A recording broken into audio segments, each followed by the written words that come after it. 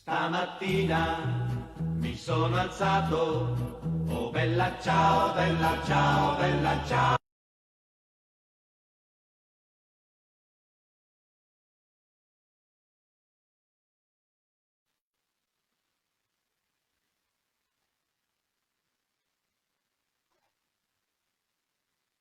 Bienvenidos a Rojo y Negro, el día de hoy, 20 de abril de 2020. Estamos transmitiendo en línea desde Radio ESME y está con nosotros nuestro compañero secretario general Martín Esparza Flores. Buenos días, compañero. Compañero Humberto, buenos días. Compañeros que están siguiendo esta transmisión de la resistencia del sindicato, a las compañeras y compañeros activos y jubilados, y también a los compañeros que están coordinando los controles técnicos desde esta plataforma Radio ESME por internet. Buen día a todos, un saludo fraterno, solidario, y hay muchos temas que vamos a tratar el día de hoy en esta coyuntura sobre la pandemia del coronavirus, que se ha extendido prácticamente las medidas sanitarias a todo el mes de mayo prácticamente. Y bueno, los días que vienen, las declaraciones de López-Gatell, pues son días más complejos y que tiene que tomarse todas las medidas sanitarias que se están recomendando. Así es, secretario. Vamos a dar un repaso a las últimas cifras que ha proporcionado el gobierno federal. Al 19 de abril, es decir, hasta el día de ayer, hay 8,261 casos confirmados, 10,139 que llaman ellos sospechosos, 31,170 negativos y lamentablemente 686 defunciones. Se ha estudiado a 49,570 personas. De casos confirmados, el 63,09% ha sido leves, 3,049 han requerido hospitalización por COVID-19. De los municipios, de los 2,457 municipios de México, 550 tienen al menos un caso confirmado de COVID-19. Estamos hablando de 22,38%. Y bueno, lo que más trascendió en esta semana respecto a la estrategia del gobierno federal para contener y mitigar la pandemia es el hecho de que se va a extender la Jornada Nacional de Sana Distancia hasta el día 30 de mayo. Sí, efectivamente, hasta el 30 de mayo, incluso lo dijo el propio presidente Andrés Manuel López Obrador, no se reanudan las clases en las escuelas. Hoy iniciaron, como en el calendario escolar, regresaban después de las vacaciones de Semana Santa. Sin embargo, pues no hay abiertas las escuelas y todos se van a incorporar al programa de educación en línea, tanto escuelas públicas como privadas. Ya están las plataformas como esta de Zoom y algunas otras que están iniciando ya con su calendario de clases escolares. Otra cosa interesante de las declaraciones gubernamentales es el hecho de que se ve una pequeña luz al final del túnel, ¿no? Se habló, por un lado, de que el punto más álgido, la cresta del contagio, se espera en fechas del 8 al 10 de mayo, el dato que dieron ellos, pero también se informó de que no todo el país está con casos de coronavirus. Eso es importante. Ellos hicieron ya un mapeo del país y han detectado, digamos, las regiones o municipios a donde no hay casos de coronavirus y a donde en boca de López-Gatell se puede ir recuperando paulatinamente en forma escalonada la actividad económica. Entonces, como que ahora van a tratar de blindar las zonas donde no hay contagio y reforzar hospitalariamente las zonas donde se espera el incremento exponencial de los contagios por COVID-19. Si todo marcha como dicen las autoridades, hablan de que para el 25 de junio estaremos cerrando lo que llaman ellos el primer ciclo de la epidemia en México. Sí, efectivamente son datos relevantes que se han dado en las conferencias, tanto del propio presidente Andrés Manuel por la mañana, en las mañaneras, como las que se están dando por las tardes, ya directamente con los especialistas sobre esta pandemia. Y es claro el mapa que se trazó, los municipios donde están establecidos. Algunos tienen que ver con la poca población que tienen en cada uno de los municipios.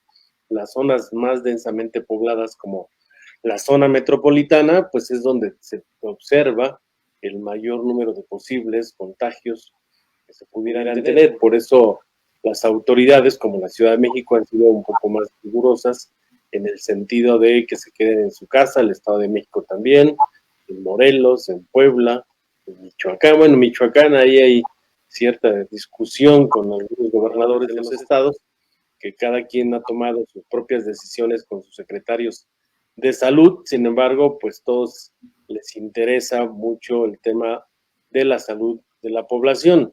Y hay un tema relevante que también causó muchísima polémica esta semana, que fueron las declaraciones del periodista de TV Azteca, Javier Alatorre. Recordemos que Javier Alatorre pues también fue muy crítico en contra del Sindicato Mexicano de Electricistas. Es verdad. En aquella decisión del gobierno, narcogobierno de Felipe Calderón, con toda su bola de secuaces como Javier Lozano Alarcón, el peor secretario del trabajo en la historia de este país, que hoy se atreven a criticar fuertemente las decisiones que se están tomando por parte de este Comité de Salubridad que encabeza López-Gatell y el propio secretario de Salud. Ha sido muy polémica las declaraciones de este señor, Javier Alatorre, y recordemos que, bueno, pues él habla en nombre de esta televisora que es TV Azteca, que el dueño es Ricardo Salinas Pliego, que compró una concesión pública para la transmisión de la tele con un precio en su momento, y que bueno, hoy también se observa que son de las empresototas que deben impuestos a la federación, no han cerrado las tiendas Electra en todo el país y que no son en actividades esenciales. Creo que sí es un tema que se está discutiendo muchísimo en las redes sociales. Hay varias opiniones dentro de la Cuarta T. Gobernación le mandó también ya un comunicado a esta televisora sobre las declaraciones y que tiene que ser congruente con lo que está pasando en el país.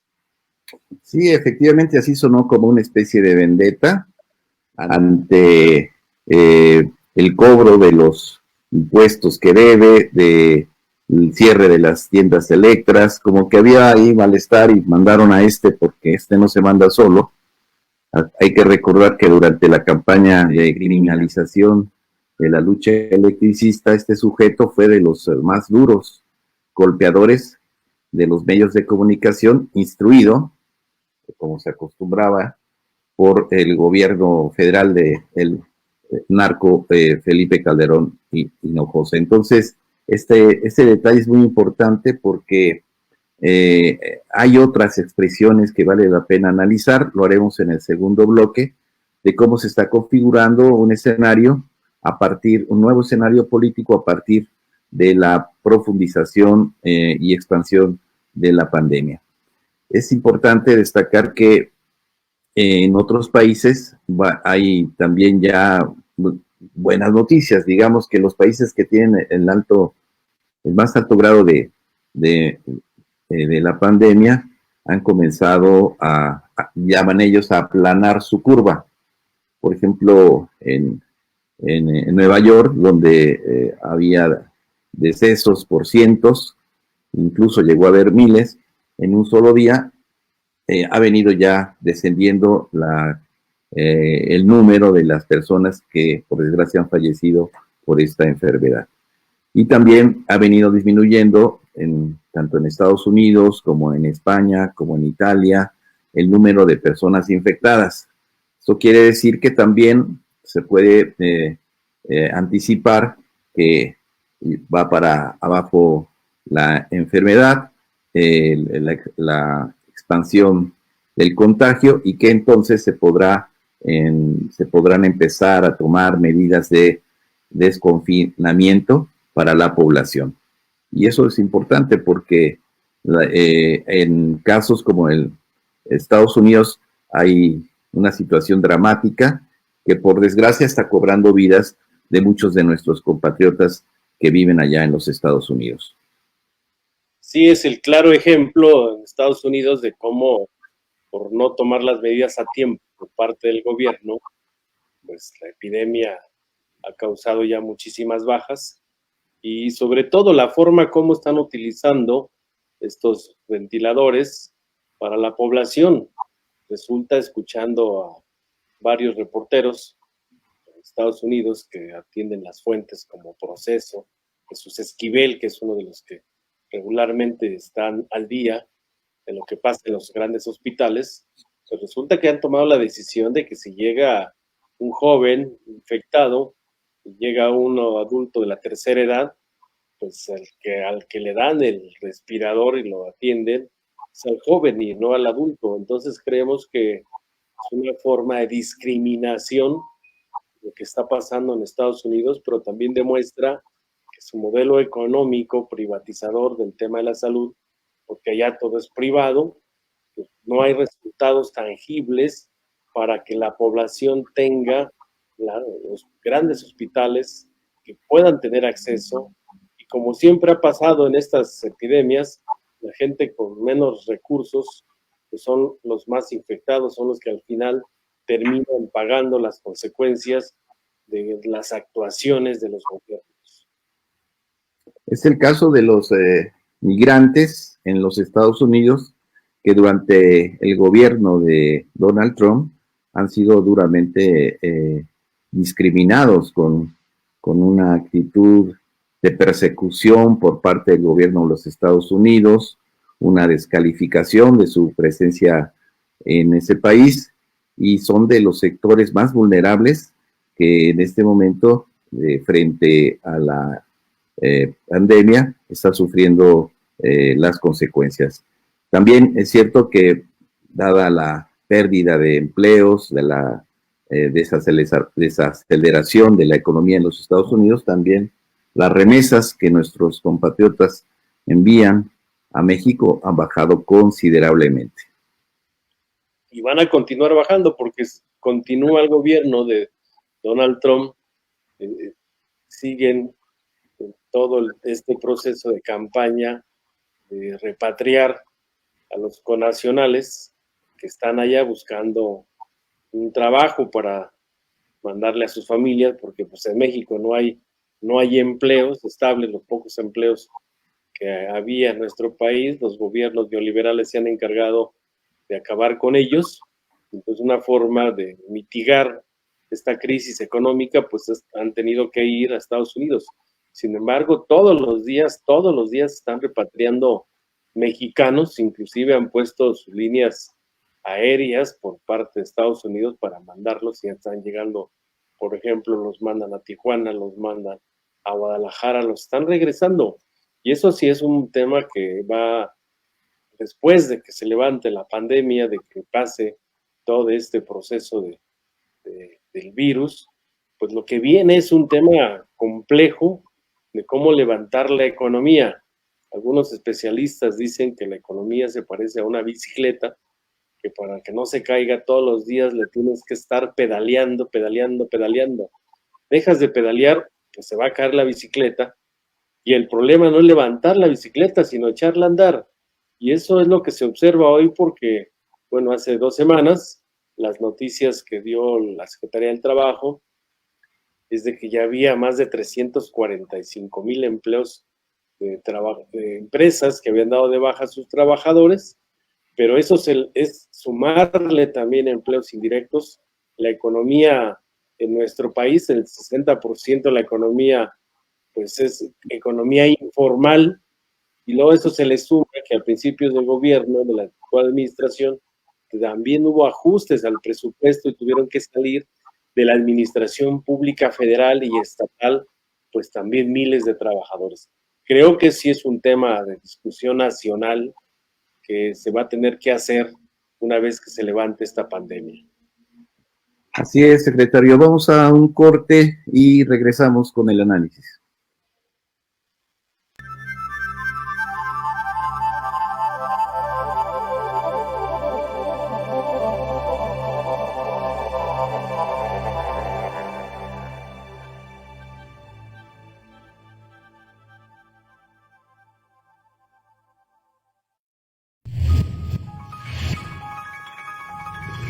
Sindicato Mexicano de Electricistas.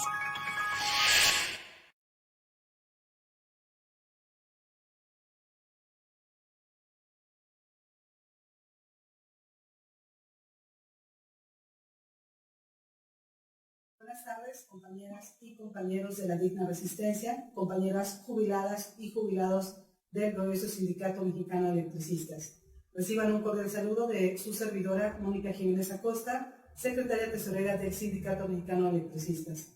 En primera instancia me quiero referir a nuestros compañeros jubilados y jubiladas. A partir de eso hemos tenido algunas inquietudes de compañeras y compañeros de la aportación de la cuota sindical. Decirles que lo principal es que nos mantengamos seguros nosotras y nosotros y nuestras familias. Pero a partir de la inquietud de varios compañeros de forma individual, de algunos grupos regionales y de algunas divisiones y secciones, queremos decirles que si quieren hacer la aportación de la cuota sindical, ustedes podrán ver en este video que aparece la cuenta del sindicato que está en el banco de Banorte para que ustedes puedan hacer una transferencia electrónica o depósito en la cuenta.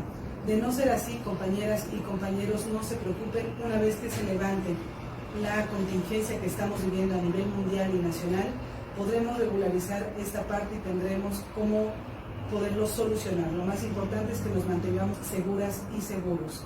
En ese sentido, pueden entonces hacer el depósito en la cuenta del sindicato, en la cuenta de Banorte, ustedes la podrán ver en este mismo mensaje. En segunda instancia, me quiero dirigir a los compañeros y compañeras que están inscritos en el programa de modalidad 40. Hace 2 años, bajo la visión de nuestro compañero secretario general Martín Esparza, que se creó un fondo que pudiera ayudar a los compañeros y compañeras para poder hacer su aportación al Seguro Social y en su momento, una vez que cumplieran la edad, tener la pensión del Seguro Social. Esto lo hemos dado mensualmente desde la tesorería a los compañeros y compañeras que están inscritos en este esquema. Pero a partir de la pandemia y de las recomendaciones que las autoridades nos están haciendo, en la tesorería pudieran, si ustedes gustan venir, compañeras y compañeros, el horario de atención es de 10 de la mañana a 3 de la tarde. Estamos aquí manteniendo sana distancia, aquí en la tesorería hemos puesto algunas marcas para que ustedes estén seguros y seguras. Sin embargo, esa es una opción que les damos para que ustedes puedan venir a recoger esta cantidad que de forma mensual, hasta que terminen este programa, el sindicato les está dando a los compañeros que están inscritos en este esquema. Sin embargo, tenemos otras 2 alternativas que les queremos ofrecer para mantenernos seguras y seguros. Una de las opciones es, puedan ustedes venir sin ningún problema, compañeros, como lo hacemos mensualmente y lo hemos hecho en estos 2 últimos años, del día 15 de cada mes al último día de cada mes, para que con esos recibos reciban el total de los recibos que no les hubiéramos dado, de la cantidad que se les da de forma mensual y está etiquetada a cada uno de ustedes, para que ustedes puedan obtener esta cantidad, que los puedan guardar y que nos los puedan traer, y ese dinero se va a pagar en su totalidad, esté etiquetado y mantengámonos tranquilos de esa parte, camaradas. En una segunda propuesta que les damos a partir de la tesorería, compañeras y compañeros, es que también verán en este mensaje este correo electrónico. Es un correo electrónico de la Tesorería Central, donde, compañeras y compañeros, les pediremos la siguiente información. Ahí les vamos a pedir que nos manden la credencial del sindicato, la credencial del IFE, banco, clave interbancaria, RFC, número telefónico. Nos manden esta información vía correo electrónico. Ustedes saben que tenemos un expediente de cada uno de ustedes, de los compañeros que están inscritos a este esquema, y que a partir de eso esta hoja será ingresada ahí.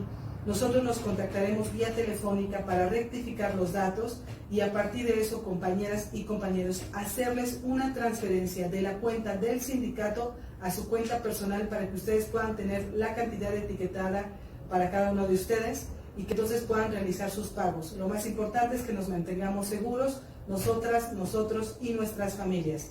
Entonces están estos esquemas, camaradas, para que puedan aplicarlos. Estaremos atentos de los correos electrónicos, les haremos la llamada telefónica y a partir de eso podemos concluir el trámite de la transferencia.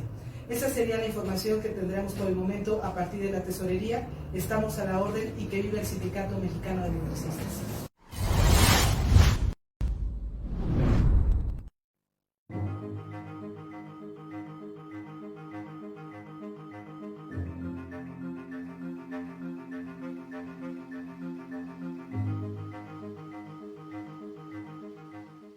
Regresamos a Rojo y Negro, dando el agradecimiento a los compañeros y compañeras que se han comunicado a la radio. Vamos a mencionarlos. Le damos las gracias a Raúl González Oliva, a Héctor García Franco, a Víctor García, a Juan Manuel Cruz Toscano, a Fabi Rodríguez, a la compañera Cintia Trejo Bravo, a Al Rojas, que nos escucha desde Sacramento, California. Saludos, Al Rojas.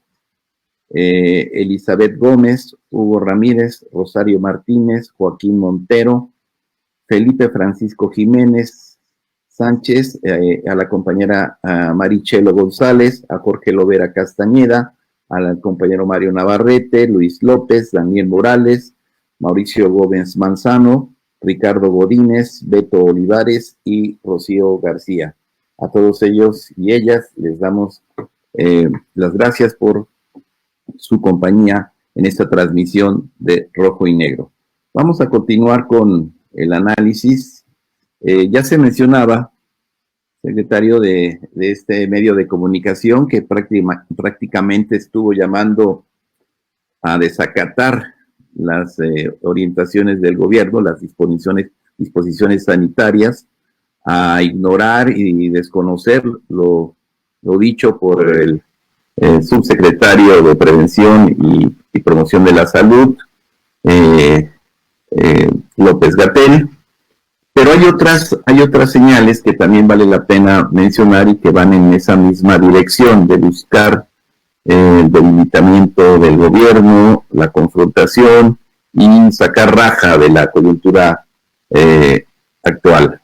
Uno de ellos es la publicación que hizo este diario, el Financial Times, que prácticamente llama en un editorial publicado el día 14 de abril, llama a desafiar al gobierno, a formar un grupo, hace una convocatoria a los partidos políticos, a los gobiernos de los estados, a la población civil, ¿no?, a organizarse para enfrentar al gobierno de Andrés Manuel López Obrador. Luego, más adelante, el día 16 de abril, hubo una teleconferencia encabezada por el Consejo Coordinador Empresarial, a donde se hizo un llamado a integrar un acuerdo nacional para la contingencia económica y sanitaria. En ese llamado, pues, se toma la iniciativa en forma paralela a lo que está impulsando el gobierno como medidas de reactivación, y se llama, pues, al gobierno a que se sume a este pacto. Y lo último fue lo que ya se mencionó, las declaraciones de este conductor del noticiero de TV Azteca, que llamó a desobedecer. ¿No será que se está generando un ambiente de polarización política en el marco del desarrollo de esta crisis, secretario? Bueno, ya está el ambiente político, que los partidos de oposición van a buscar llevar agua a su molino, eso es claro, porque los escenarios pues no está nada fácil. Enfrentar una pandemia de esta naturaleza que ha hecho pues, un terrible daño a la población a nivel mundial, y que todos los gobiernos están haciendo muchísimas cosas para frenar esta epidemia, y después de paralizar todo, prácticamente la economía en el mundo, pues la reconstrucción de la economía y en los países en vías de desarrollo como el nuestro pues va a ser todavía de mayores consecuencias. Hoy los datos que se dan alarmantes por parte de estos medios de comunicación y lo otro que son las calificadoras que todo el tiempo están con que van midiendo el desempeño del propio gobierno, de las empresas del gobierno, y van haciendo escenarios pues muy a la ligera, y hay que pensar también que todas estas calificadoras pues están para calificar a las empresas privadas, quieren tasar de la misma forma las empresas públicas. Eso no es posible, dadas las condiciones de su objeto por el cual han sido creadas. Entonces creo que van a aprovechar los partidos políticos, van a aprovechar la derecha, van a aprovechar estos empresarios que no quieren meterle recurso a reconstruir la nación, sino como en los años anteriores, por ejemplo en el 2008-2009, cuando la influenza tocó a Felipe Calderón, pues aprovecharon para pedir dinero prestado del extranjero, endeudar al país, rescatar a las empresas privadas y no generar los empleos que deberían de ser. Se les condonaron impuestos y demás para poder supuestamente mitigar el tema del desempleo, y una de las mejores pruebas de cómo no les interesa en lo más mínimo el empleo de los trabajadores a estos empresarios y gobiernos neoliberales, pues somos nosotros mismos, somos víctimas de este gobierno neoliberal, que no hay antecedentes en el país ni en el mundo del despido de 44,000 trabajadores de un día para otro. Este sinvergüenza vinculado al crimen organizado como es Felipe Calderón y su secuaz de Javier Lozano Alarcón, también se fueron en contra de Mexicana de Aviación, también se fueron en contra de los propios mineros y se fueron a estar golpeteando a los sindicatos, porque sabemos que esta derecha tiene un odio de clase a los sindicatos, tiene un odio de clase a los propios trabajadores, y bueno, pues van a aprovechar esta coyuntura porque esto fue, pues si la influenza fue difícil, compleja, reconstruir fue también muy difícil, pues este otro tema del coronavirus que ha causado estragos importantes en el país del G7, del G20, lo vemos en Europa, lo vemos con el vecino país del norte, como Estados Unidos y el propio Canadá, y bueno, ellos están tomando medidas, pero son países económicamente muy potentes. Estados Unidos es el país más importante económicamente a nivel mundial.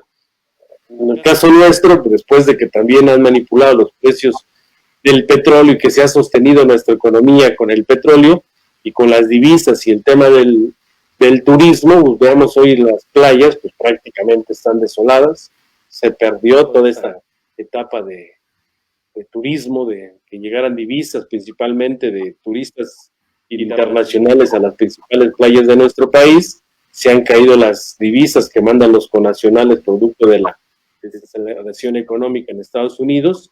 El petróleo, no se diga, ha caído en su peor crisis en la historia de lo que llevamos en México, de la producción del petróleo. Se estimó a $49 para el ejercicio del presupuesto de este año y prácticamente llegó a valer hasta $10, empezó a repuntar un poquito, pero ahí ya hay un déficit financiero económico que se tendrá que buscar cómo mitigarlo. Yo creo que la derecha, estos medios de comunicación que sirven a ella, yo creo que el gobierno tiene que tomar mano dura porque son concesiones públicas y no pueden mantenerse de manera responsable haciendo este tipo de declaraciones. Creo que lo más difícil está por venir, que es cómo reconstruimos nuestra nación. El SME está listo para poder salir al escenario. Tenemos nuestros elementos muy claros, la convicción muy clara de cómo este tipo de pandemias aprovechan los empresarios, los capitalistas y los neoliberales para sacar raja. Así es, completamente de acuerdo, secretario. La propia extinción de Luz y Fuerza del Centro fue una de las medidas anticíclicas, dijeron en ese momento, para la reactivación de la economía después de que se derrumbó hasta un menos 7% en 2008-2009. Esta medida de reactivación económica, como fue concebida por el narcogobierno de Felipe Calderón, pasaba por destruir a una organización sindical que durante todo el periodo neoliberal luchó por la defensa de la industria eléctrica nacionalizada, luchó por la contratación colectiva y luchó por la defensa de la autonomía de nuestra organización sindical, representando para la oligarquía y los grandes centros financieros que pujaban por la privatización del sector eléctrico, un enemigo a vencer, y tomando precisamente como pretexto la crisis y la necesidad de la reactivación económica fue que golpearon a Sindicato Mexicano de Electricistas con la extinción de Luz y Fuerza del Centro. Y yo recuerdo muy bien que este nefasto presidente Felipe Calderón, el mismo día de la toma policíaca y militar de nuestras instalaciones de Luz y Fuerza del Centro, él salió en horario estelar en una cadena nacional a decir que con la extinción de Luz y Fuerza del Centro prácticamente se remontaba la crisis, cuando afirmó que se iba a haber crecimiento económico, de que iba a haber la creación de cientos de miles de empleos y de que iban a bajar las tarifas eléctricas. Y como lo sabemos, nada de esto ocurrió, fue el pretexto para golpear al sindicato y también una medida que buscaba congraciarlo con los centros financieros y con las empresas transnacionales que querían legitimar la privatización del sector eléctrico y llevarlo a la propia Constitución para modificar nuestra Carta Magna. Fue también el antecedente previo, el paso previo para la imposición de la reforma laboral de Felipe Calderón Hinojosa. Entonces, todo esto viene a cuento porque hoy, como se dice, la derecha, los oligarcas, están queriendo pasar la factura de nueva cuenta al pueblo en general. Cuando insisten en que el gobierno debe endeudarse, de que el gobierno debe de condonar o posponer el pago de sus impuestos, cuando exigen la dotación de obra pública para sus inversiones, están pensando en cómo se salvan ellos, porque si el gobierno carga indirectamente, más bien directamente con el costo de la crisis, inevitablemente eso también nos va a afectar a los mexicanos, porque sabemos muy bien que vienen los recortes al gasto público, viene la generación de desempleo, viene la inflación, porque no hay un esfuerzo más equitativo, ¿no?, en el costo y el pago de la crisis que estamos viviendo. Y fíjate, el fin de semana estuve revisando algunos documentos que tenía yo ahí, que estamos ordenando, y me encontré una carta que es muy importante que toda la resistencia, el pueblo de México la conozca, porque es una carta de aquella época, 2008, dirigida al C. Felipe Calderón Hinojosa, presidente constitucional de los Estados Unidos mexicanos. Y en la carta dice así: compañero Felipe Calderón Hinojosa, me es grato dirigirme a usted, ya que la investidura de presidente constitucional de los Estados Unidos mexicanos, personalidad reconocida legalmente por las autoridades electorales, situación que me enorgullece en virtud de que hemos recorrido el mismo camino político hacia la democracia desde las filas del Partido Acción Nacional. Y luego abajito dice, estando plenamente convencido y dentro de las filas del Sindicato Mexicano de Electricistas, SME, muchos compañeros sabíamos que iba a obtener la presidencia de la República, ya que el haber colaborado directamente en esta contienda ganada y a toda ley por usted nos daba la seguridad de que estando usted en la presidencia tendríamos la oportunidad de demostrarle que con una reforma energética nacionalista sin privatizar el sector eléctrico, principalmente Luz y Fuerza del Centro, en un proyecto viable y con una rehabilitación financiera en el presupuesto de esta empresa y con la participación de nuestra organización sindical, lograremos modernizar a Luz y Fuerza del Centro con la finalidad de eficientizar mejor el servicio, el suministro de energía eléctrica que ofrecemos al pueblo de México. y al final, ¿sabes quién la firma? C. José Rodolfo Bonilla Gómez, representante propietario del grupo de jubilados del Sindicato Mexicano de Electricistas, Comisión de Apoyo Jurídico, incluso deja sus 2 teléfonos y su dirección: Burdeos número 4, fraccionamiento Valle Dorado, Tlanepantla, Estado de México, código postal 54020, porque le pide una audiencia. Entonces hoy sabemos que muchos de estos estuvieron desde ese fraude electoral cometido por Felipe Calderón en la elección en contra de Andrés Manuel López Obrador.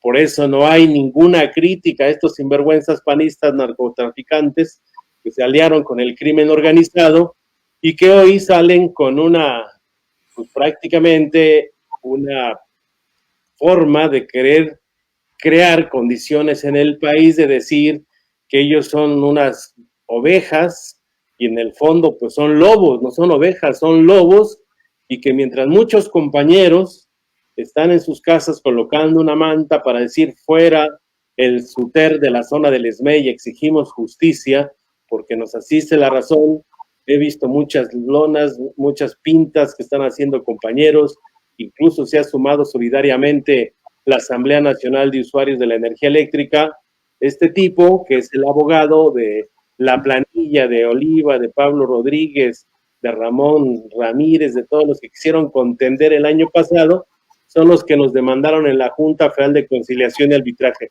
Esta carta es una carta que hay que hacerla pública para desenmascarar a este tipo de vividores que son derechistas, que lo dicen claramente, que acompañaron a Felipe Calderón en el fraude del 2006.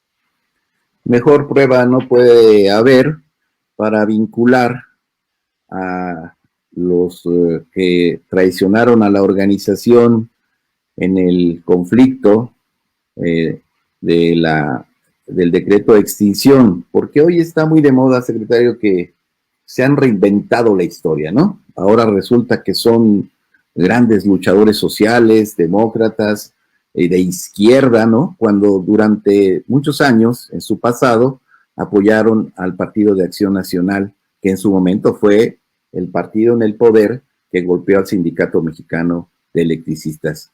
El mismo Rosendo Flores participaba en las campañas en el Estado de México apoyando a los candidatos de Acción Nacional, y todos ellos tienen este antecedente de ser cercanos a la derecha. El Marrano Muñoz también, como parte de la cooptación que hizo el Estado mexicano de miembros de la dirección sindical de aquel entonces, pues tenía una amistad personal con el secretario particular del presidente Calderón.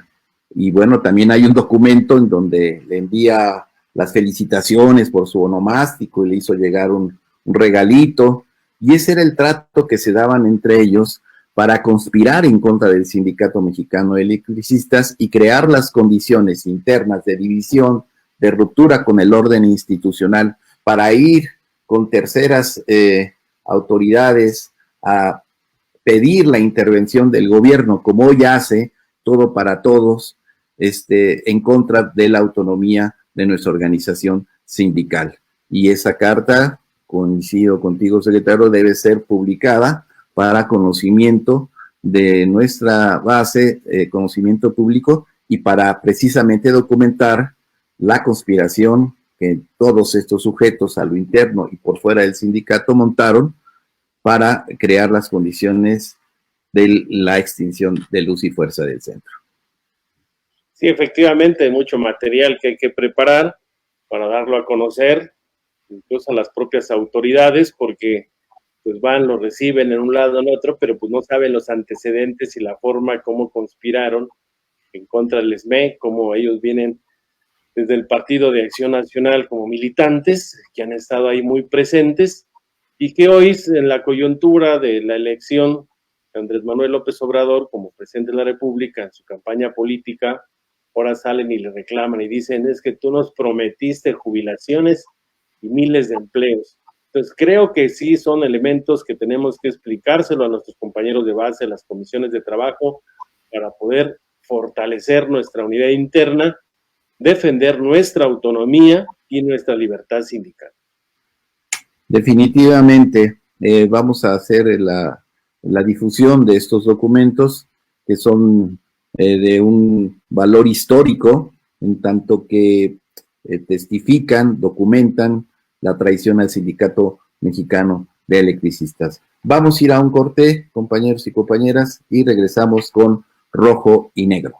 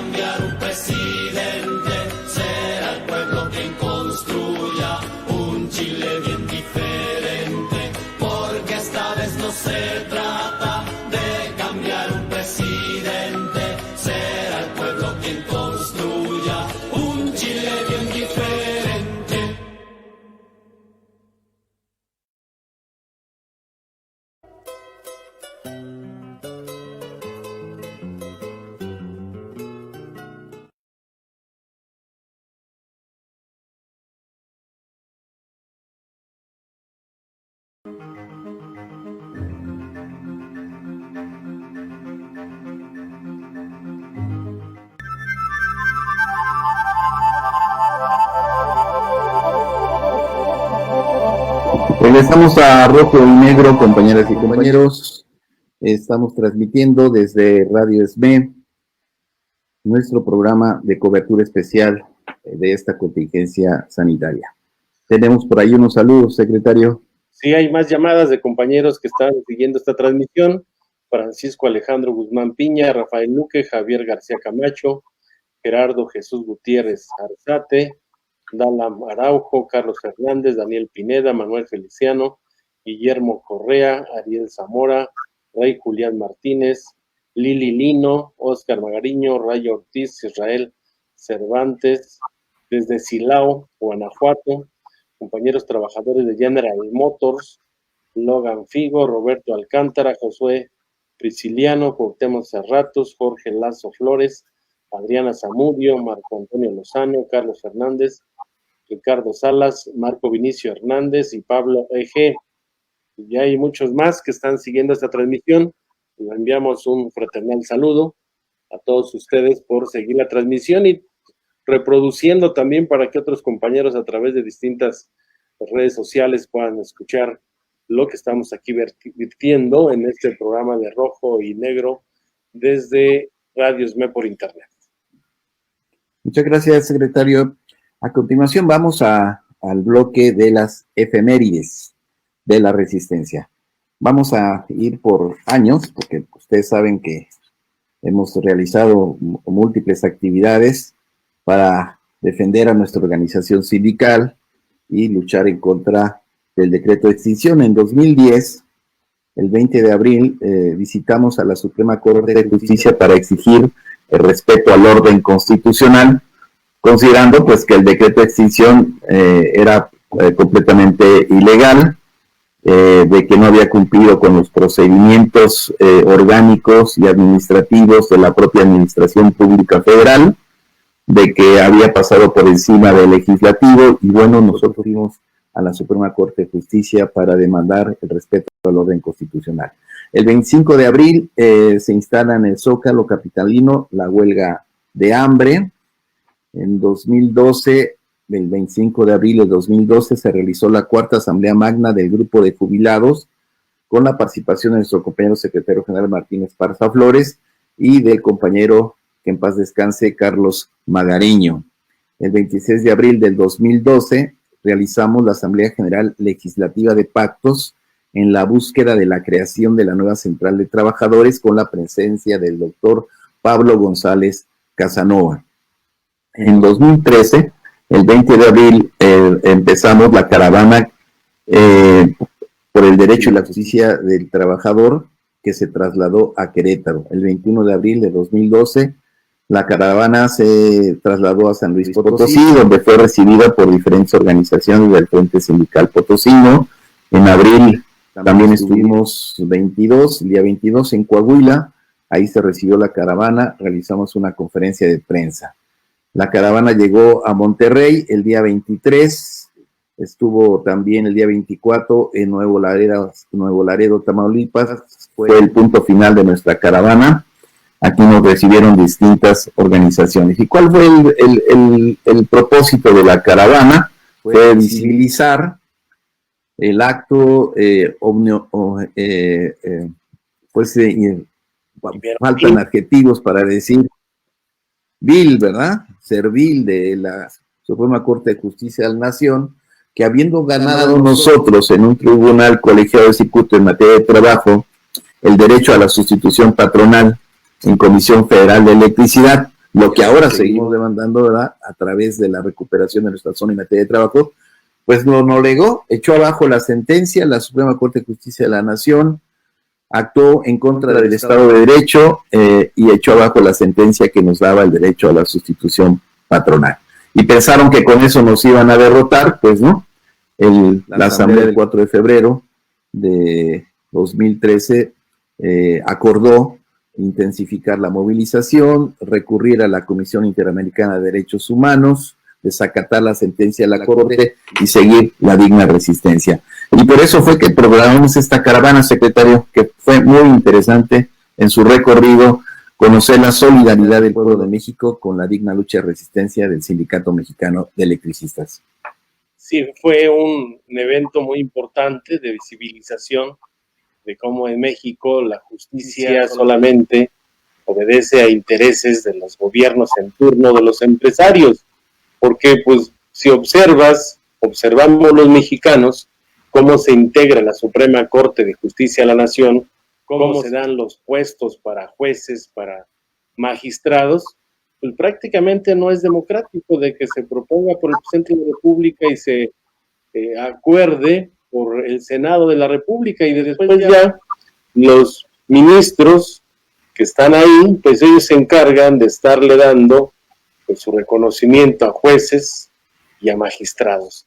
Creo que ese es uno de los graves problemas que pasa en nuestro país, la falta de justicia para poder avanzar en evitar toda esta violación sistemática de derechos humanos, de derechos laborales. Sí, recorrimos varias ciudades del país, y qué bueno que se pasan las imágenes porque, pues a ver en cuál encontramos a estos bañeros, en qué caravana se subieron, dónde estuvieron, a estos que salieron como redentores, que hoy salen muy luchadores. ¿Dónde estuvieron durante todo este tiempo?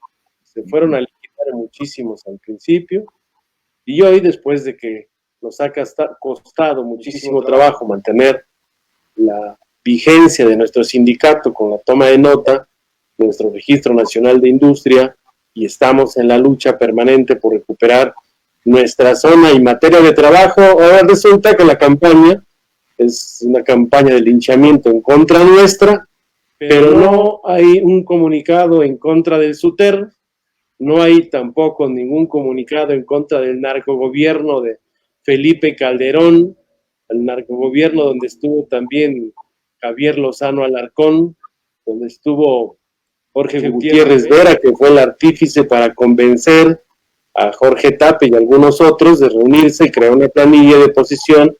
Incluso me acaban de mandar un documento, un compañero ex miembro del Comité Central que estuvo también presente en esas reuniones que fueron convocadas por Tapia y otros exsecretarios generales como Rosendo, Pedro Castillo, y después de varios intentos tomaron el acuerdo de elegir a Alejandro Muñoz como su candidato. Ahí están todas las evidencias de la traición en contra del Sindicato Mexicano de Electricistas, y esta caravana, pues fue una caravana importante porque después de que llegamos a Laredo, Tamaulipas, posterior fuimos a entregar a Washington, ahí a la Comisión Interamericana de Derechos Humanos, metimos una petición. Álvarez y Casa, que hoy es senador independiente de la República, recordemos, nos recibió el documento, nos dijo, aquí la van a ganar, ustedes lo van a salir adelante. Y el sinvergüenza, antes de salirse de la Comisión Interamericana de Derechos Humanos, en 2 renglones, establecieron que no había elementos de violación a los derechos humanos laborales de los trabajadores del Sindicato Mexicano de Electricistas. Y hoy están en el Senado de la República, tal parece que los premian por decisiones en contra de la población y en beneficio de los gobiernos autoritarios y fascistas, como lo fue el de Felipe Calderón Hinojosa. Hasta la frontera norte llegó la digna lucha de resistencia. Recuerdo que bloqueamos un puente internacional durante algunas horas hasta que llegó el ejército y tuvimos que retirarnos, pero sí fue un evento de mucha trascendencia en tanto que sí visibilizó este hecho atroz de la Suprema Corte de Justicia de la Nación, que nos niega el derecho a la sustitución patronal, y fue la antesala para depositar nuestra queja en la Comisión Interamericana de Derechos Humanos en Washington, con los resultados que tú estás narrando, ¿verdad? Estos sujetos escalan a las posiciones desde la lucha social o civil y pacífica, y después se encumbran, se hacen políticos y se olvidan de su compromiso con la sociedad, y es el caso que ya referimos. Para el día 22 de abril del 2015 se realizó el tercer congreso de la Confederación de Jubilados y Pensionados Adultos Mayores de la República Mexicana, y aquí hay una asamblea interesante de 2016. Esto fue el 2 de noviembre de también el 22 de abril de 2016 se realizó la Asamblea General Extraordinaria iniciada el 2 de noviembre del 2009. Sí, una asamblea que tuvo en su transcurso muchos acontecimientos, muchas actividades, muchos acuerdos, muchos debates, ¿no? Y que finalmente se constituye como la Asamblea General que va delineando la estrategia del sindicato. Porque estos ahora escindidos de la resistencia hablan de que no hubo democracia, que había imposición por parte de la dirección sindical y demás. Sin embargo, y está documentado, la celebración periódica de esta Asamblea General Extraordinaria, que en última instancia fue la Asamblea General que fue definiendo la ruta de nuestra digna lucha de resistencia. Y fue ahí, en estas asambleas extraordinarias, que se tomaron los acuerdos para definir el rumbo de nuestra lucha. Y es muy importante destacar que en todas estas asambleas hubo suficiente discusión política, quienes tenían ideas diferentes a las de la dirección y planteaban alternativas de lucha, las pudieron presentar en su momento, pero al final de cuentas la Asamblea General era la instancia colectiva que decidió el rumbo y decide el rumbo de nuestra organización.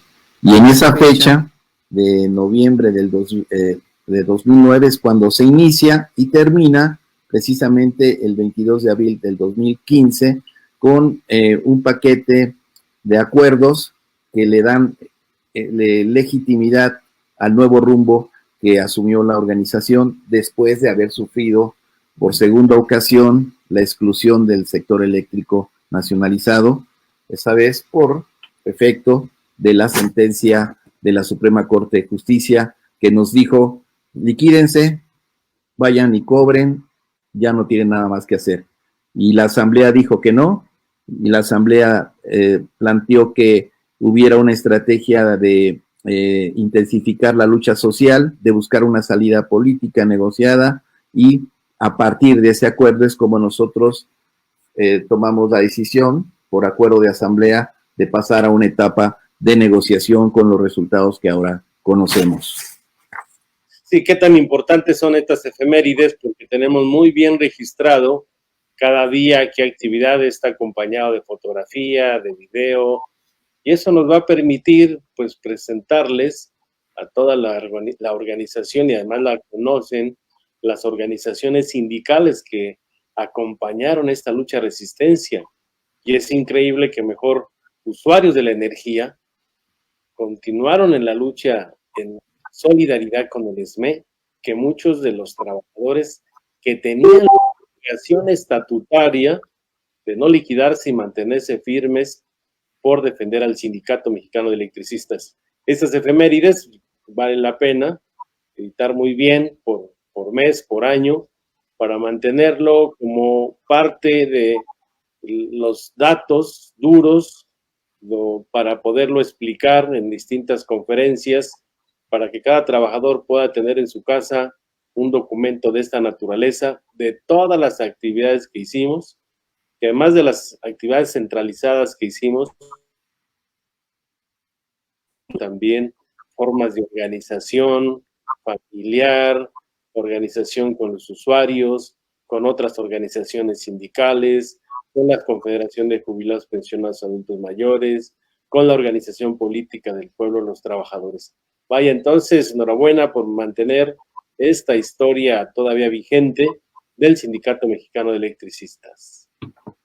Así es, secretario general, es muy importante recordar, analizar, reflexionar sobre lo que hemos hecho para podernos ubicar en el presente, porque algunos equivocados, algunos que se masturban mentalmente diciendo que hay un descontento generalizado y llegan a photoshopear las bardas diciendo que son obra del descontento, pues merecen una respuesta seria, objetiva, política, desde nuestras efemérides.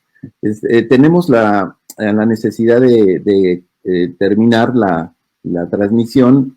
Hay una actividad que tiene que realizar nuestro compañero secretario general. Así es de que vamos a mencionar a compañeros que nos han hecho el favor de escuchar esta transmisión. Está el compañero Juan Manuel Román Castrejón, Santiago Rivera, Magdaleno Pérez Martínez, Pipino Cuevas, Inge, saludos, Abril Azul, Ricardo Rodríguez Victoria, Teodoro Esquivel, Pilar Esquivel, Roberto Domínguez, Angélica Ruelas, Jorge Carvajal, Edgar Schofran y la compañera Judith García. Todos y todas, pues muchas gracias por su participación en este programa. Despedimos la transmisión, secretario. Sí, agradecerles a todos los que se han conectado en esta red para poder recibir la información, que la puedan seguir compartiendo con más compañeros. Vamos a hacer una actividad el día de hoy en relación a los documentos que se han entregado por parte de Generadora Fénix sobre los dividendos. Ya tenemos un resultado, lo vamos a poder tener para que podamos socializar con todos los compañeros y ver cuántos son los dividendos que corresponden a la organización y cómo planteamos se pueda distribuir para mitigar pues este tema, que no es fácil, este tema económico. Sin embargo, pues va a ayudar y sobre todo también vamos a revisar pues cómo va Aximo, porque pues se tiene proyectado por los datos que nos dio el director de la empresa, pues a mantener los salarios completos hasta el mes de abril, pero como se está prolongando hasta mayo, pues sí hay que hacer varias cosas para hacerlo. También vamos a revisar vía línea el tema de la cooperativa. Bueno, son información que les adelantamos, compañeros, y bueno, creo que estamos muy atentos en las distintas divisiones, en las distintas regiones. Afortunadamente no tenemos reportado a ningún compañero con este virus y se han estado atendiéndose, cuidándose, y sobre todo, pues creo que vamos a poder salir adelante, como le dijo el gobierno federal, salir adelante y después a reconstruir, retomar todos los proyectos productivos que tiene el Sindicato Mexicano de Electricistas para la reinserción laboral. Muchas gracias, secretario. Pues entonces con esto despedimos la transmisión del día de hoy de Rojo y Negro. Hasta la próxima, compañeras y compañeros.